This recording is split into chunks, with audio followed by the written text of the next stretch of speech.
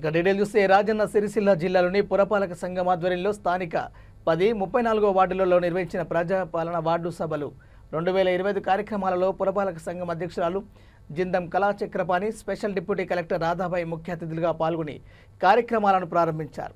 ఈ సందర్భంగా వారు మాట్లాడుతూ తెలంగాణ రాష్ట్ర ప్రభుత్వం మార్గదర్శకాల ప్రకారం తెలంగాణ రాష్ట్ర ప్రధాన పథకాలను అర్హులైన వారికి అందించాలనే ఉద్దేశంతో సిరిసిల్ల పురపాలక సంఘం ఆధ్వర్యంలో అన్ని వార్డులలో దశల వారీగా వార్డు సభలు నిర్వహిస్తున్నామని అన్నారు। వార్డు సభల ద్వారా రైతు భరోసా, ఇందిరమ్మ ఆత్మీయ భరోసా, రేషన్ కార్డులు, ఇందిరమ్మ ఇండ్లు పథకాలను గురించి వివరిస్తూ ఆయా పథకాలకు దరఖాస్తు చేసుకున్న వారి వివరాలను ఈ వార్డు సభ ద్వారా ప్రకటించిన అర్హులకు ఆ పథకాలు అందేలా చూస్తామన్నారు। ఈ కార్యక్రమంలో మున్సిపల్ కమిషనర్ లావణ్య, కౌన్సిలర్ సభ్యులు, వివిధ శాఖల ప్రభుత్వాధికారులు, సిబ్బంది, వివిధ రాజకీయ పార్టీల నాయకులు, వార్డు ప్రజలు పాల్గొన్నారు।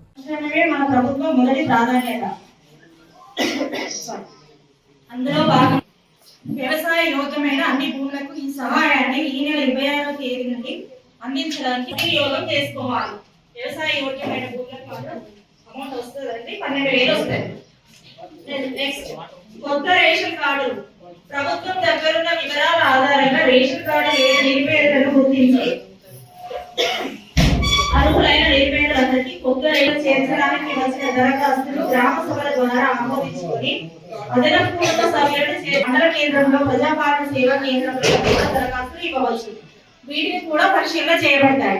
పరిశీలన పూర్తయిన తర్వాత అర్హులందరికీ రేషన్ కార్డులు జారీ చేయబడతాయి। ఇస్తున్న ఇంటి కప్పు వివరాలు, ఇల్లు కట్టుకోవడానికి కావలసిన స్థలాన్ని పరిశీలించి ఫోటోలు కూడా తీసుకోవడం జరిగింది। కట్టుకునేందుకు స్థలం ఉన్న వారికి ఒక జాబితాగా, స్థలం లేని వారికి 2వ జాబితాగా ఈ గ్రామ సభలో మీ ముందు ఉంచుతున్నాము। ప్లేస్ ఉండి ఇల్లు కట్టుకోవడానికి, ప్లేస్ లేని వాళ్ళని ఇంకో రకంగా 2 జాబితాలు ఉంటాయండి। మీ ముందు ఉంచిన వివరాలను సరిచూసి ఆ లిస్ట్ ఇప్పుడు చదువుతున్నా। సునీత, భాస్కర్,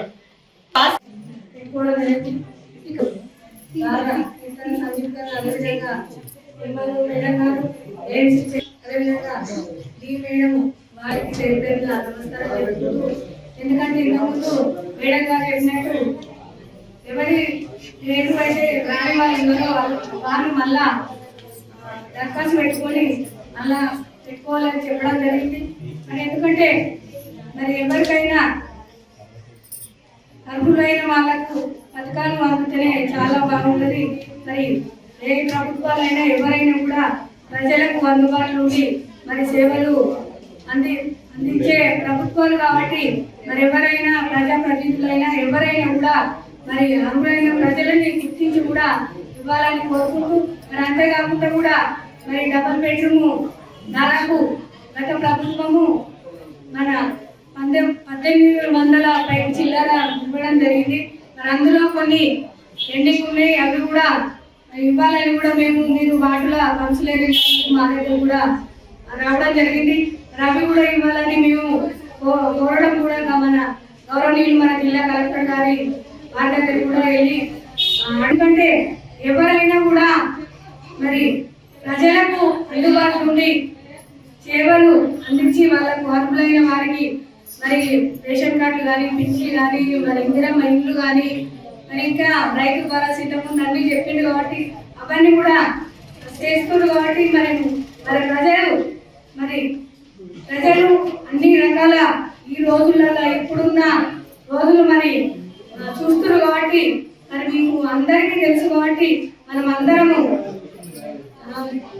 ముందుకెళ్ళి మరి మీరు ఎవరికైతే రాలేవో అవి కూడా మన మున్సిపల్ పరిధిలో మా మున్సిపల్లో కానీ మరి ఎంఆర్ఓ ఆఫీసులో కానీ పెట్టుకొని అందరూ పరిసరమైన రేషన్ కార్డు కానీ, పింఛన్ కానీ చేసుకోవాలని సభ వేదిక మీద కోరుకుంటున్నాము।